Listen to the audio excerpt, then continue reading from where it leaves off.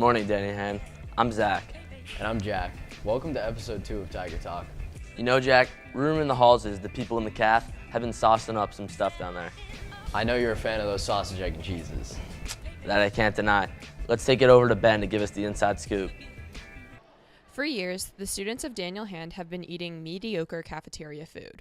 But this year, we have been freed from the shackles of the government plan that bound us. The old regime has fallen, and now we have new, bigger, and better food. With the old federal lunch plan, students were forced to follow unappetizing federal nutrition requirements. However, this year, students get a new option to choose from a variety of food, regardless of its nutritional value or if they decide to take an apple or not. There is an arraignment of new food and even a new chef, Joe Baracco.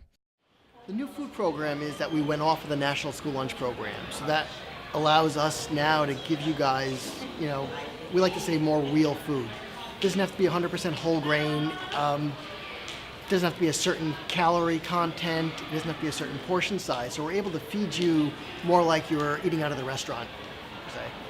With this information about our new food, we decided to hit the halls and see what the students of Daniel Hand think.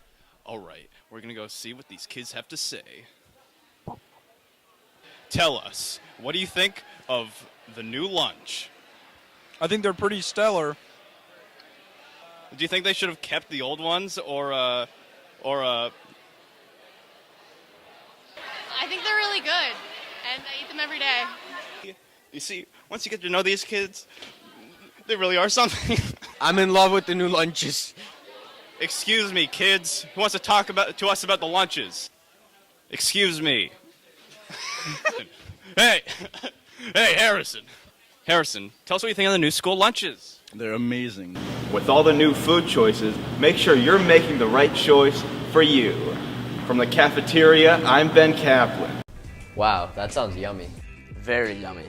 You know what's even yummier? Do tell. Our student section this year. Not just for one sport, but for every sport. Let's take a trip down to the surf club and get a better look with Luke. Over the past couple years, the Daniel Hand student section has been on the decline. This year, though, it seems to be back in its original form. With strong support at all sporting events, this year's seniors are determined to keep this recent trend going. Superfans are ecstatic about this year's student section. The games are fun and all my friends are there, so yeah. I'd probably describe it as Joe Cutt and Riley Filler. They're savages. The student section is pretty fun.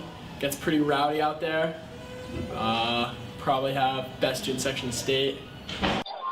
Yeah, the student section's great and all, but if you ever want to see a real student section, come to the baseball games. It's great to see such a strong showing at all of the games. To better understand the administrative perspective of this revamped student section, crowd control master Mr. Glasser gave his take on this subject. The student section has been much more enthusiastic, greater attended, and just very supportive of their fellow students trying to perform athletics, usually in a positive manner. Does this, extra enthusiasm pose any challenges? Well, of course. I mean, I'm not an administrator, obviously, but I guess I'm a security person there, acting on behalf of the administration.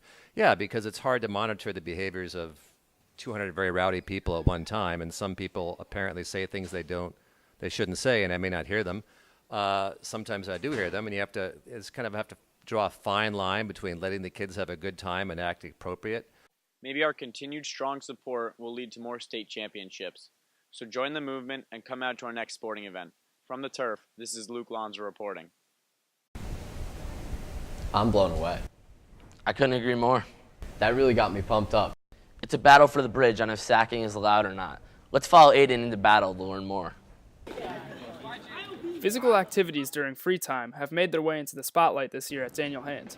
Hacky sack, wall ball, and foursquare are a few of the popular hobbies being played by students. Local hacky sacker Harrison Betts. What does hacky sack mean to you? Everything. It is clear that these activities play a big role in the lives of the students here at Daniel Hand. Activity and academics are such an important combination that the American Heart Association published an article containing 135 different ways to stay active during the school day. Longtime hacky sacker and art teacher here at Daniel Hand, Mr. Gallo. How long have I been involved in hacky sack? I think it goes back to 1994. It was the California Games. It's like yoga. it's got a certain zen to it. I think this is a professional environment, so we shouldn't be playing indoors. So outside is a good spot for it in the courtyard, and I think that's fine. That should be appropriate for the winter time. I don't know. With winter rapidly approaching, the students of Daniel Hand are left wondering where they can carry out their physical activities in between class time. From where the Hacky Sackers call home, I'm Aiden Hughes reporting. Well, this week was just jam-packed with knowledge. I'd say it was a success. Well, looks like we're coming to an end. Stay crafty, Daniel Hand.